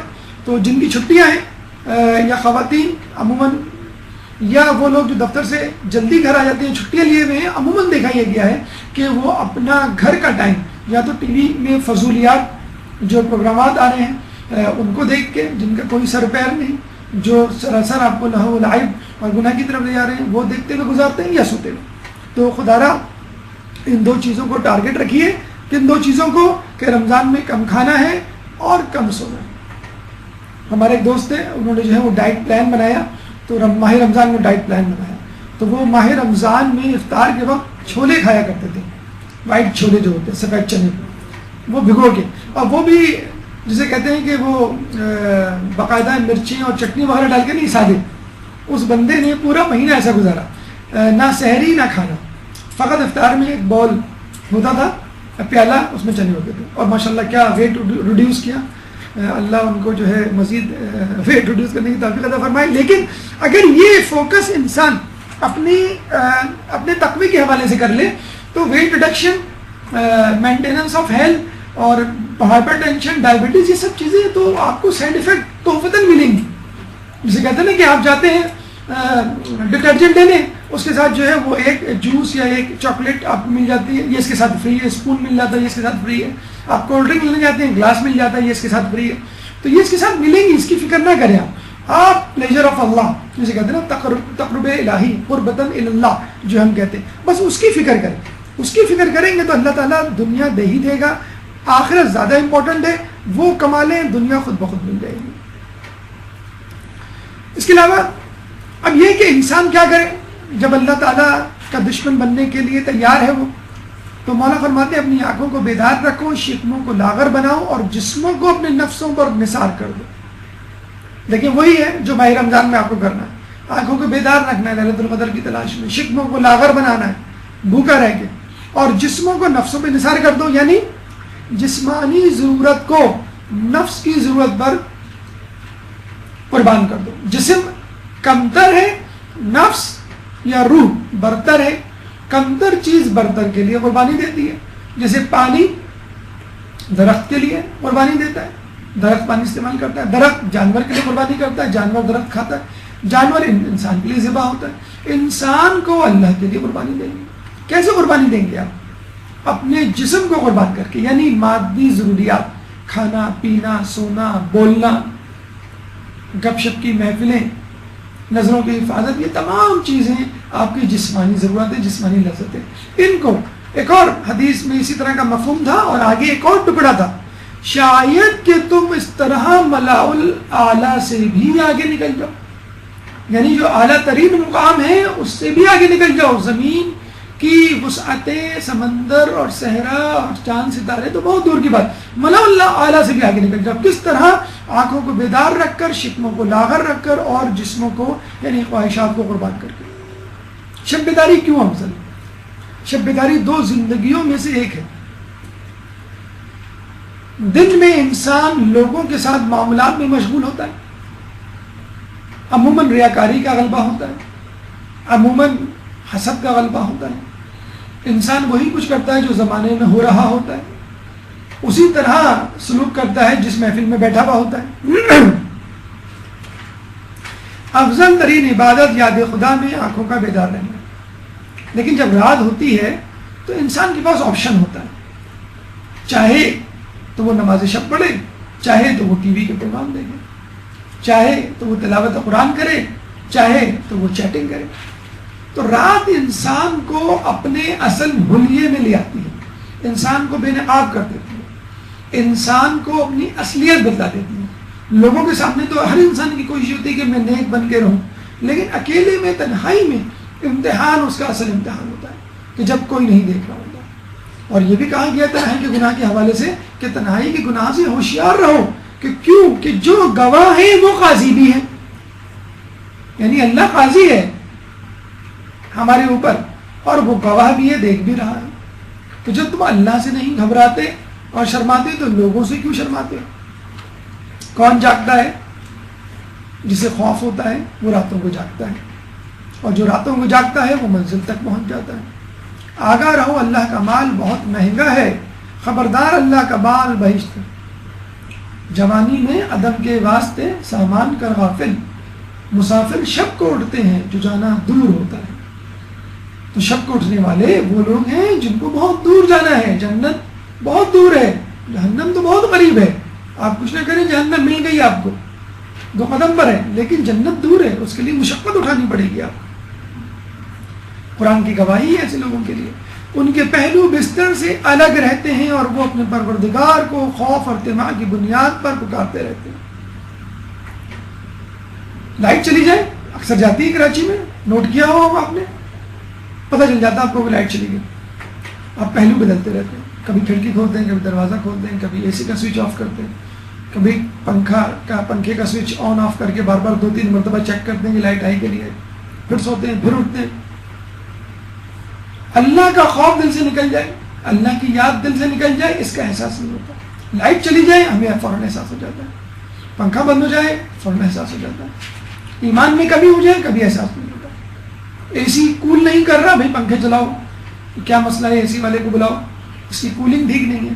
ایمان میں کمی ہو جائے انسان کو احساس نہیں ہوتا، کبھی اس ایمان کی کمی کی وجہ سے وہ پہلو نہیں بدلتا۔ بدلتے ہیں، بدلنے والے بدلتے ہیں، ان کا تذکرہ قرآن میں موجود ہے، لیکن کتنے ہیں؟ بہت شاذ، بہت نادر۔ دیکھیے 11 مہینے اللہ تعالیٰ سے آپ نے کٹی کی، بچے نہیں کہتے کٹی ہوئی تم سے، ہم تم سے بات نہیں کر رہے، اور یہ جو کٹی تھی، یہ جو جھگڑا تھا وہ ہماری طرف سے تھا، اللہ کی طرف سے نہیں تھا۔ اللہ نے تو ہمیشہ اپنے بڑے پن کا، جسے کہتے ہیں کہ مظاہرہ کیا، ہاتھ بڑھایا دوستی کا۔ 11 کے 11 مہینے، اور اس مہینے تو گویا گلے ملنے کے لیے تیار ہے، آپ کو ہاتھ سے پکڑ کے کھینچنے کے لیے تیار ہے کہ بھئی آؤ میری طرف۔ تو خدا را 11 مہینے اگر آپ نے کٹی کی تو آپ 12ویں مہینے سے دوستی کر لیں، تو روزہ اس کے بعد شب داری اس بات کی علامت ہے کہ اللہ مسلسل آپ کو آگے بلا رہا ہے کہ دیکھو میری بات مان جاؤ، میں تمہیں بخشنے کے لیے. زمانی بچے کو پکڑ پکڑ کے دوا پلا رہی ہوتی ہے اور بچہ نہیں پی رہا ہوتا، کبھی اس کو لڈو میں ڈال کے دے رہی ہوتی ہے، کبھی جو ہے وہ کسی اور چیز میں ڈال کے دے رہی ہوتی ہے، شربت میں ڈال کے سیرپ دے رہی ہوتی ہے. ایک ماں نے اپنے بچے سے پوچھا بیٹا وہ لڈو کھا لیا تھا؟ تو بچے نے کہا کھا لیا تھا اور گٹھلی پھینک دی تھی. یعنی لڈو میں جو دوا کی میڈیسن ڈال کے دی تھی گولی، اس کو اس نے گٹھلی سمجھ کے پھینک دیا. تو ایسے مومنین بھی ہوتے ہیں، تو روزے رکھتے ہیں، شب قدر میں جاگتے ہیں، لیکن جو اصل مغز ہے خوشی و خضوع نیت، اس کو گٹھلی سمجھ کے پھینک دیتے ہیں. بھائی اس کی کیا ضرورت؟ نت نئے لطیفے بنائے ہوئے ہیں، نت نئے لہو و لعب کے طریقے بنائے ہوئے ہیں، فنی ویڈیو کلپس ہیں وہ بھیجی جا رہی ہیں دوسرے کو، نت نئے پروگرامات چینلز دیکھے جا رہے ہیں کہ کس طرح ٹائم پاس ہو. اب آئیے اس سورہ کی تفسیر کی طرف ایک درود پڑھ دیجیے محمد والے محمد.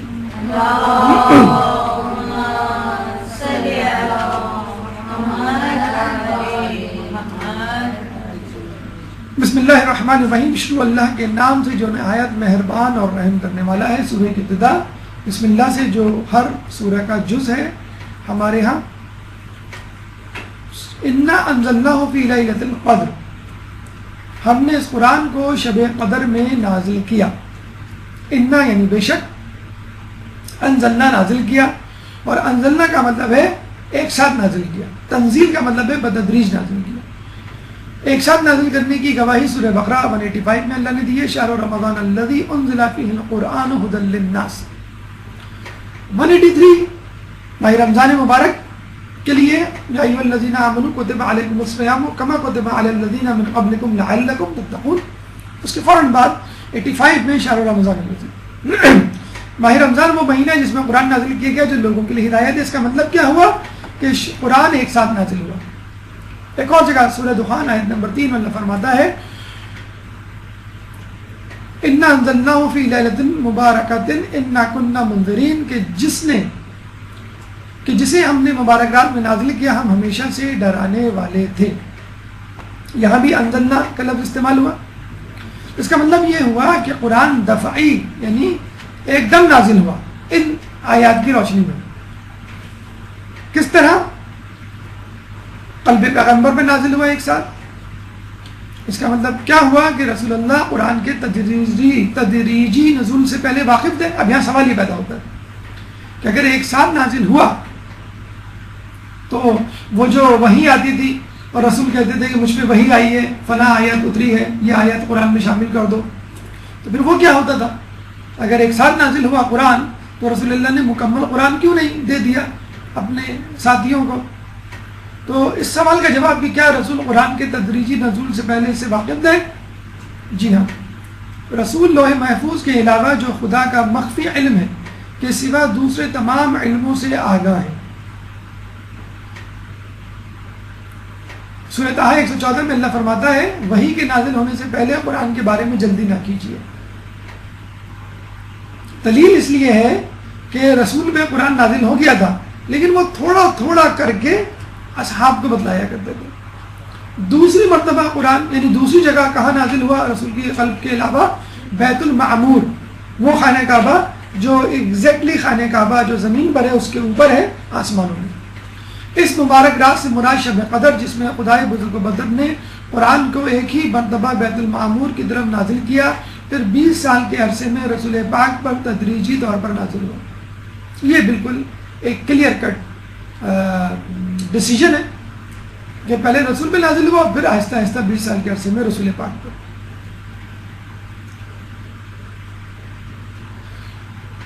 جی تیسری جگہ قرآن کہاں نازل ہوا؟ لوح محفوظ کے نچلے آسمان پر. الف بے جیم، یہ 3 مقامات ہیں کہ جہاں پر جو ہے وہ قرآن یکدم نازل ہوا.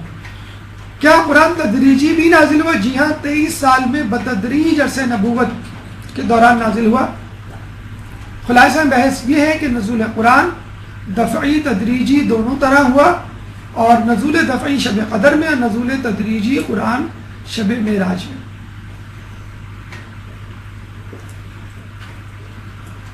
دفعی شب قدر میں اور نزول تدریجی یعنی قرآن کا نازل ہونا جو شروع ہوا شب معراج سے، اور ایک دم شب قدر میں بھی نازل ہوا. انزلنا مکمل طور پہ نازل ہونا، تنزیل یعنی تھوڑا تھوڑا کر کے نازل ہونا، یعنی قرآن دونوں طریقے سے نازل ہوا، ایک دم بھی اور آہستہ آہستہ بھی. اس کی مثال بالکل ایسی ہے، کوئی استاد جب آپ کو کوئی کتاب پڑھانا چاہتا ہے تو پہلے وہ کتاب خود پڑھ لیتا ہے اچھی طرح، پھر وہ آپ کو پڑھاتا ہے. اور ضروری نہیں وہ شروع سے پڑھائے، وہ یہ بھی کہہ دیتا ہے بعض اوقات کہ بیٹا پہلا چیپٹر ذرا مشکل ہے، ہم ذرا دوسرے چیپٹر سے اسٹارٹ کریں گے.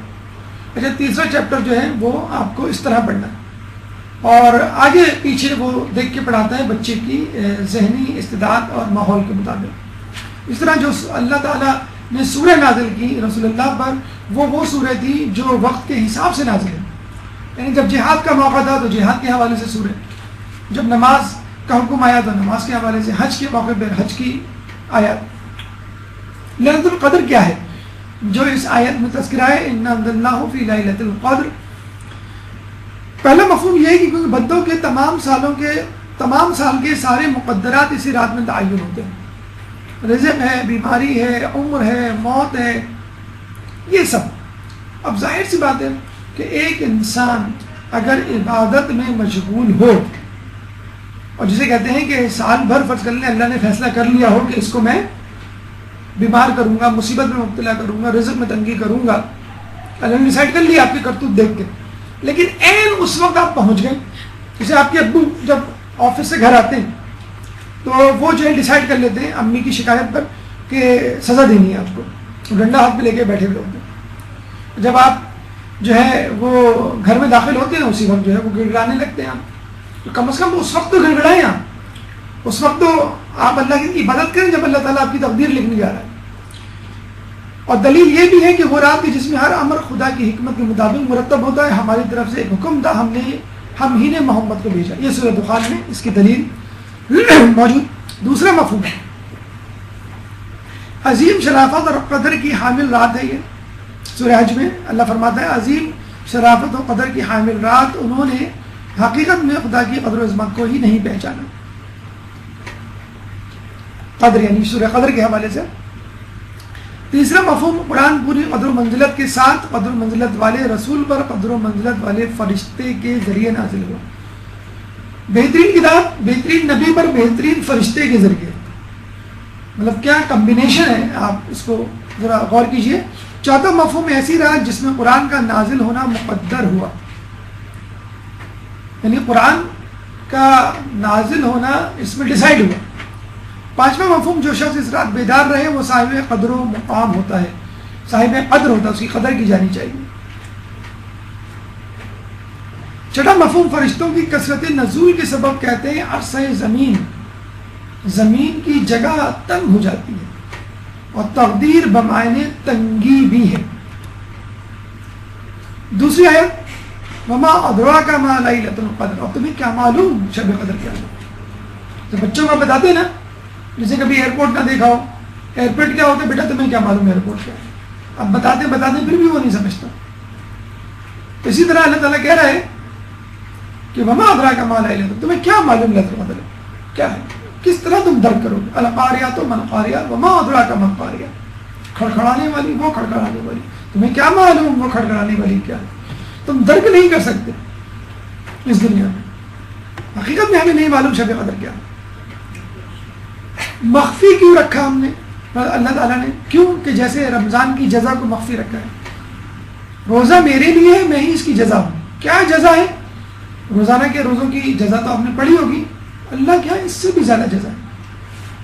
امام فرماتے ہیں اللہ تعالیٰ نے قرآن میں ہر چیز کا صلہ جزا بیان کر دی سوائے شب قدر کے. اسی طرح شب قدر کیا ہے ہم کو نہیں معلوم ہو سکتا. جتنا کچھ اللہ اور اس کے رسول نے امام نے ہمیں بتایا اتنا ہمیں معلوم ہے، لیکن اس کا اصل ادراک ہمیں نہیں ہو سکتا. تیسری آیت لیلۃ القدر خیر من الف شہر، شب قدر 1000 مہینے سے بہتر ہے. دیکھیں یہ نہیں کہا 1000 مہینے کے برابر ہے، من الف شہر، سواء الف شہر نہیں کہا، من سے بھی بہتر ہے. اچھا یہاں الف کی بحث سن لیجئے. الف تعداد کے لیے ہوتا ہے 1000 یعنی 1000 مرتبہ. مضبوط کثرت کے لیے بھی ہوتا ہے. ہم نہیں کہتے 1000 مرتبہ تمہیں سمجھایا ہے کہ دروازہ بند کر دیا کرو, لائٹ آف کر دیا کرو جب گھر سے نکلو یا کمرے سے نکلو. تو کثرت کا مطلب ہے انلمیٹڈ, انفائنائٹ, آپ کاؤنٹ ہی نہیں کر سکتے.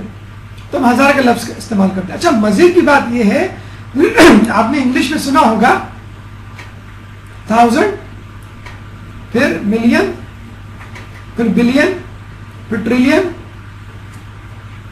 عربی میں الف سے بڑھ کر کوئی عدد نہیں. الف کا مطلب ہے 1000 اور اس کے بعد 1000, 5000, 1000, 2,00,000, جتنے بھی ہزار آپ کو, وہ 1000 ہی کی کاؤنٹنگ سے ہوں گے. یعنی 2000, 4000, 50,000, 100,000, پھر 1000, پھر 1000, یعنی الف 1000 ہی سب سے بڑا حصہ ہے.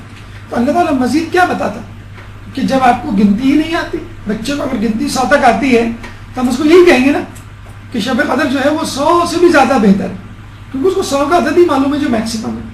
تو عربوں کو 1000 ہی کا عدد معلوم تھا. تو اگر ابھی ہوتی تو ہو سکتا ہے ممکن اللہ تعالیٰ بلین ٹریلین کا لفظ استعمال کرتا, یعنی اس کے برابر نہیں ہے. یہ بات تو طے ہے 1000 کے برابر نہیں ہے, من الفی اس سے بہتر ہے, 1000 سے بھی زیادہ ہے. کیوں؟ ایک تو وہی پس منظر میں بیان کی جانے والی روایت کہ ایک شخص 1000 مہینے تک زرہ پہنے رہا, اس حوالے سے 1000 کا لفظ استعمال کیا.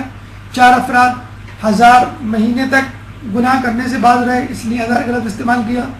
بنو امیہ نے 1000 مہینے تک حکمرانی کرنی تھی, اس لیے 1000 کا لفظ استعمال کیا. چوتھی آیت تنزل الملائکۃ والروح فیہا بإذن ربہم من کل امر. فرشتے اور روح اس رات میں اپنے پروردگار کے اذن سے ہر کام کی تقدیر کے لیے اترتے ہیں. کون اترتا ہے؟ فرشتے اور روح. جب تنزل کی تفسیر ہے, اور اگر آپ کو انگلش گرامر سے شدبد ہو تو پرفیکٹ کنٹینیوس کا ٹینس ہی ہے. فرشتے اور روح اترتے رہے ہیں اور اترتے آ رہے ہیں. اتر رہے تھے, اترے تھے اور اتر رہے ہیں, یعنی ابھی تک ان کا سلسلہ جاری ہے. یہ نہیں کہ فقط ایک رات ایسی تھی, ایک وجہ, ایک دور ایسا تھا جب فرشتے اترتے, نہیں, اب بھی اتر رہے. روح کو الگ سے تذکرہ کیا انہوں نے. تنزل الملائکۃ والروح, ملائکہ اور روح.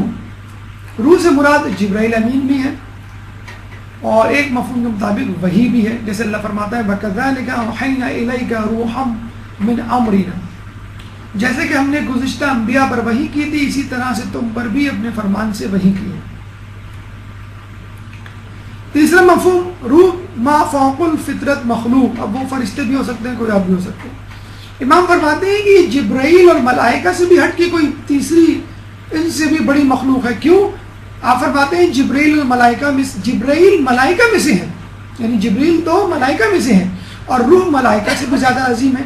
کیا خداوند تعالیٰ یہ نہیں فرماتا ملائکہ اور روح نازل ہوتے ہیں؟ اس کا مطلب ہے روح فرشتے سے بھی افضل کوئی مخلوق. من کل امر, اس کا مطلب ہے نزول ملائکہ اور معین شدہ تقدیر کا ائمہ کے ذریعے نفاذ. یعنی جو کچھ ہر انسان کے ساتھ ہونے والا ہے, جو کچھ من حیث المجموعی لوگوں کے ساتھ ہونے والا ہے, اس کا پورا ڈاکیومنٹری پروف تحریر شدہ مواد ائمہ کے پاس آتا ہے.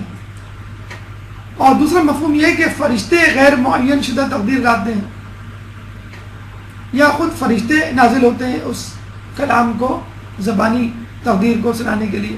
پانچویں آیت سلام ہی حتی مطلع الفجر. یہ ایک ایسی رات ہے جو طلوع صبح تک برکت و رحمت سے پر ہے. کیوں؟ دیکھیں, اس مہینے شیطان پابند زنجیر ہو جاتا ہے, خصوصاً اس رات. یعنی یہ سمجھ لیجیے ان کے جو بند ہیں, ان کے جو عقد ہیں, ان کی جو زنجیریں اور ٹائٹ کر دی جاتی ہیں. سالم اور سلامت رات گویا ایک تاکید, مزید ضمانت انسان کے لیے کہ تم خوب لگ کے اور جم کے عبادت کرو, کوئی تمہارے آگے پیچھے دشمن نہیں. اور یہ ایک سلام, فرشتوں کا سلام بھی ہے جو وہ ایک دوسرے پر کرتے ہیں, مومنین پر کرتے ہیں, پیغمبر اکرم پر اور معصوم جانشینوں پر کرتے ہیں. اور یہی سلام سورہ ہود میں بھی آیا ہے وَلَقَدْ جَاءَتْ رُسُولُنَا إِبْرَاهِيمَ بِالْبُشْرَى قَالُوا سَلَامًا قَالَ سَلَامٌ. اور ابراہیم کے بعد ہمارے نمائندے بشارت لے کر آئے اور آ کر سلام کیا تو ابراہیم نے بھی سلام کیا. کہتے ہیں کہ ابراہیم علیہ السلام کو اس سلام کی لذت عمر بھر محسوس ہوتی رہی جو فرشتے نے ان کو کیا. دو عالم سے کرتی ہے بے گانا دل کو، عجب چیز ہے لذت آشنائی. کہ جس شخص کو فرشتوں سے ملاقات کا تجربہ ہو جائے، نماز میں خشوع و خضوع پیدا کر کے اللہ سے ملاقات کا تجربہ ہو جائے تو واقعی وہ اس لذت کو نہیں بھولتا. اور یہی فرشتوں کا سلام تھا کہ جس نے ابراہیم کے لیے آتش نمرود کو گلزار بنایا. تو کیا شب قدر میں مومنین پر جو فرشتوں کا سلام ہوتا ہے اس سے آتش جہنم کو سرد نہیں کیا جا سکتا، لیکن اس کے لیے ضروری ہے کہ جو دنیا کی آتش ہے یعنی آزمائش، اس میں آپ کو کودنا پڑے گا اس طرح کہ آپ کا دامن گناہوں سے نہ جلے. بے خطر کود پڑا آتش نمرود میں عشق، عقل ہے محو تماشائے لبے بام ابھی. فرشتوں کا طواف. امام سے کسی نے پوچھا کہ کیا آپ کو اندازہ ہو جاتا ہے کہ یہ شب قدر ہے؟ امام نے کیا خوبصورت جواب دیا، ہم کیسے نہ جانیں گے جبکہ فرشتے اس رات ہمارے گرد طواف کرتے ہیں. یہی تو وہ مقام ہے، یہی تو وہ شخصیات ہیں کہ جن کو وہ سلام پیش کرتے ہیں، جن کے گرد طواف کرتے ہیں. درود پڑھ دیں محمد والے محمد. اللہم صلی علی محمد. سورہ کی تفسیر اپنے اختتام کو پہنچی. اب آئیے چند اہم نکات بھی دیکھتے چلیں. تعین شب قدر یہ ایک بڑا مسئلہ ہے، بڑا دلچسپ مسئلہ ہے، بہت اہم مسئلہ ہے. روایات کے مطابق، کچھ روایات کے مطابق تمام رمضان کی راتیں، ماہ رمضان کی راتیں شب قدر ہو سکتی ہے، کوئی بھی رات ہو سکتی ہے، فقط آخری عشرے کی تمام راتیں نہیں. کچھ روایات کے مطابق رمضان کے آخری عشرے کی تمام راتیں یعنی 21 سے لے کے 30. مزید روایت کچھ روایتوں کے مطابق آخری عشرے کی تمام راتیں، اور کچھ روایت کے مطابق پہلی رات ماہ رمضان کی 17ویں، 19ویں، 21ویں، 23ویں، 27ویں، 29ویں. مشہور روایات 21 اور 23 کی. مگر فعل رسول یہ ہے کہ رمضان، ماہ رمضان کے آخری عشرے کی تمام راتوں کو رسول اللہ جاگا کرتے تھے. اور ہمارے چھٹے امام کا قول ہے کہ شب قدر 21ویں یا 23ویں شب ہے. کسی نے اصرار کیا تو امام نے جواب دیا، اس چیز کے لیے جسے تو چاہتا ہے 2 راتیں کس قدر آسان ہے. یعنی کیا تم 2 راتیں بھی نہیں جاگ سکتے؟ جب سے چھٹیاں پڑی ہیں ماہ رمضان میں اور یہ نائٹ میچز کا سلسلہ شروع ہوا ہے، آپ نے دیکھا ہوگا کتنا آسان ہو گیا ہے راتوں میں جاگنا. جب سے 24 آور ٹی وی چینل شروع ہوئے کتنا آسان ہو گیا. ویسے مومن کے لیے بڑا مشکل تھا راتوں میں جاگنا. اگر انسان دلچسپی محسوس کر لے عبادت میں، خشوع و خضوع محسوس کر لے، وہ لذت حاصل کر لے جو اس کو ٹی وی کے پروگرام اور کرکٹ کے میچز سے ہوتی ہے، یقین کیجیے آپ کو کسی رات جو ہے وہ نیند نہ آئے. تقدیر مقدرات تو 19ویں کی شب کو ہوتی ہے. اب یہ بھی بڑا دلچسپ روایت کو سن لیجیے. تقدیر مقدرات یعنی مقدرات تو 19ویں شب کو لکھ دیے جاتے ہیں، ان کا حکم 21ویں رات کو ہوتا ہے اور ان کی تصدیق اور منظوری 23ویں رات کو ہوتی ہے. یعنی 19، 21، 23 تینوں کو جاگیں، کیونکہ اسٹیپ بائی اسٹیپ یعنی کہتے ہیں کہ بھائی فائل ایک افسر کے پاس جاتی ہے، پھر دوسرے افسر کے پاس، پھر باس کے پاس، پھر اس پہ سگنیچر کرتا ہے باس. تو بالکل ایسا ہی ہے، 3 اسٹیپس میں آپ کی تقدیر لکھی جاتی ہے. تو کیا ہی اچھا ہے کہ ہم تینوں راتوں کو جاگ لیں. بہرحال ہمارے نزدیک جو معتبر ترین یا جسے کہتے ہیں ممکن ترین جو شب ہے وہ 23ویں کی شب ہے. معین پھر بھی نہیں کیا گیا ہے، لیکن جو روایتوں کی روشنی میں علماء نے جو ڈیسائیڈ کیا وہ 23ویں کی شب ہے. لیکن بہتر یہی ہے کہ تمام راتیں جاگیں بشمول 19. 27ویں شب روایت اہل سنت کے مطابق ہے، لیکن ان کے بھی یہ روایت موجود ہے کہ طاق راتیں. اخفاء شب قدر، اللہ تعالیٰ نے شب قدر کو اخفاء کیوں رکھا؟ یہ بالکل ایسا ہی ہے کہ اللہ تعالیٰ نے اپنے غضب کو معاصی میں، گناہوں میں، کسی بھی گناہ میں، کسی بھی گناہ کو کرتے ہوئے اللہ تعالیٰ کو جلا نہ سکتا. تو تمام گناہ سے بچنے کی کوشش کرنی چاہیے. پتہ نہیں کون سا گناہ آپ کو جہنم میں ڈال دے. دوستوں کو لوگوں میں، جس کو ہم دوست سمجھتے ہیں بعض اوقات وہ دوست نہیں ہوتا. چنانچہ بعض اوقات وہ شخص دوست بن جاتا ہے، دوست سے زیادہ کام آ جاتا ہے جو دوست نہیں ہوتا. تو ہر شخص کو اپنا دوست سمجھیے جب تک اب آپ کا دشمن نہ ہو جائے. اسم اعظم کو اپنے اسما میں، اسم اعظم اگر کسی کے پاس آ جائے تو وہ بہت بڑے کام کر سکتا ہے، معجزات کرامات اس کے ہاتھ میں رہتے ہیں. آصف برقیہ کے پاس ایک اسم اعظم تھا تو وہ ملکہ بلقیس کا تخت اس کے محل سے سلیمان علیہ السلام کے محل تک پلک جھپکتے ہوئے لے آیا تھا. اور ہمارے امام کے پاس 72 اسم اعظم ہوتے ہیں. تو آپ دیکھ لیجئے آصف برقیہ کے معجزے کرامات میں اور ہمارے امام کے معجزے کرامات میں کتنا فرق ہوگا. اور کل 73 اسم اعظم ہے. قبولیت دعا کو جمعے کے پورے دن میں کسی بھی وقت کسی بھی ساتھ، تو بہتر ہے کہ پورا جمعہ آپ ورد کرتے ہوئے گزاریں.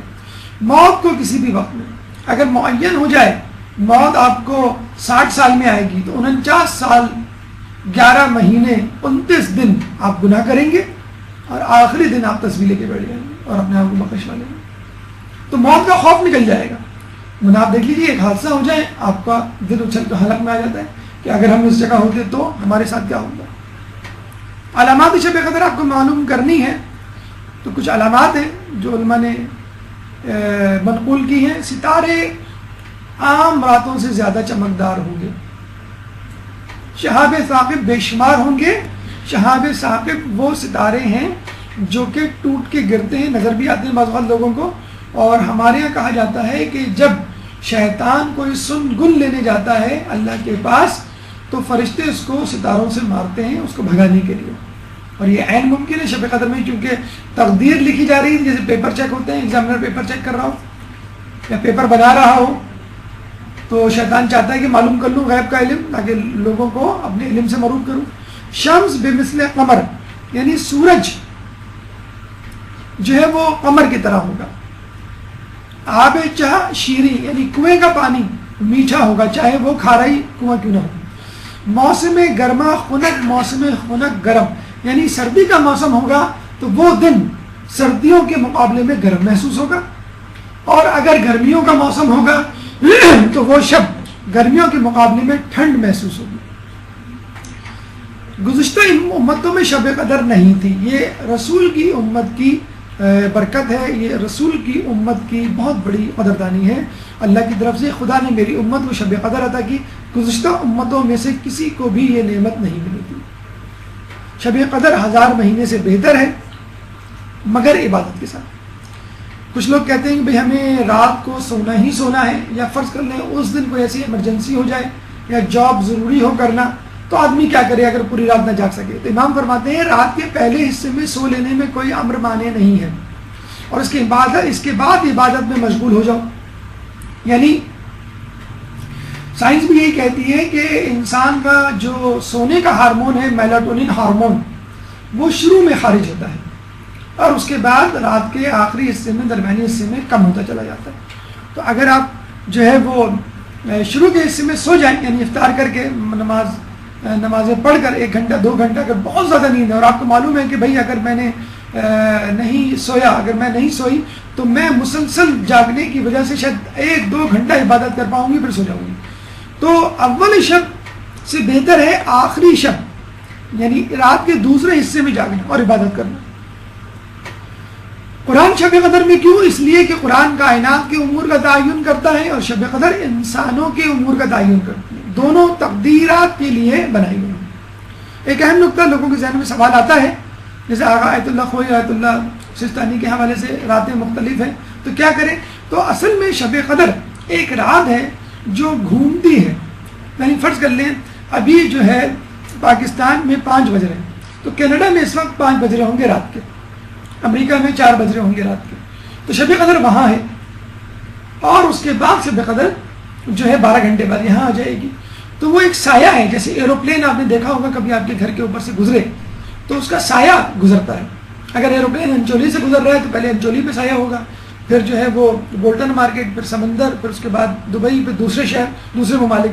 تو اسی طرح شب قدر بھی ایک سایہ ہے، سمجھیں ایک نور ہے، ایک برکت کا سفر ہے جو چل رہا ہے دنیا کے ایک حصے سے دوسرے حصے کی طرف. ہوتی ایک ہی مرتبہ ہے لیکن مختلف جگہوں پر مختلف اوقات.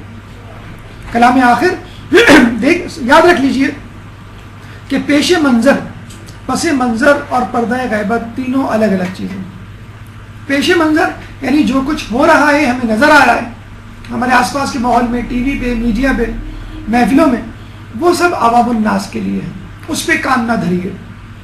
پس منظر کو دیکھیے کہ ماہ رمضان کی اصل حقیقت کیا ہے۔ یہ کھیل لہو و لعب کے پروگرامات سے آپ کو ماہ رمضان کی فضیلت نہیں پتہ چلے گی، درس و دروس سے پتہ چلے گی، قرآن پڑھنے سے پتہ چلے گی۔ تو پس منظر خواص الناس کے لیے ہوتا ہے، اور پردہ غیبت جو نظر ہی نہیں آتا، اپنے وقت پر نظر آئے گا، اس سے پہلے نظر نہیں آ سکتا، وہ مقربین کے لیے۔ تو جو جتنا غیبت پہ یقین رکھے گا، پس منظر پہ یقین رکھے گا، اتنا ہی اللہ سے قریب ہوگا۔ اور جو سامنے کی چیزوں پہ یقین رکھے گا، یعنی سحری اور افطاری اور اس کے مینیو میں کھو جائے گا، تو اس کے لیے شب قدر اور ماہ رمضان کی برکتیں ہیں۔ تو جو پیش منظر ہے وہ دھوکہ ہے، جو پس منظر میں ہے وہ حقیقت ہے، اور جو پردہ غیبت میں ہے وہ حق۔ اللہ تعالیٰ سے دعا ہے کہ جو کچھ پڑھا سنا اس پہ عمل کرنے کی توفیق عطا فرما۔ اگر کوئی سوال اس موضوع سے متعلق آپ کے ذہن میں ہو تو آپ کر سکتے ہیں، سوالات سے پہلے صلوات۔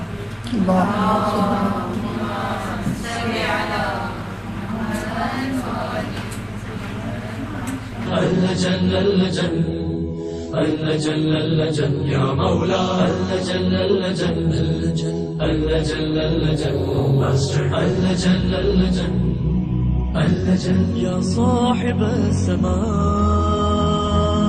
اللجن اللجن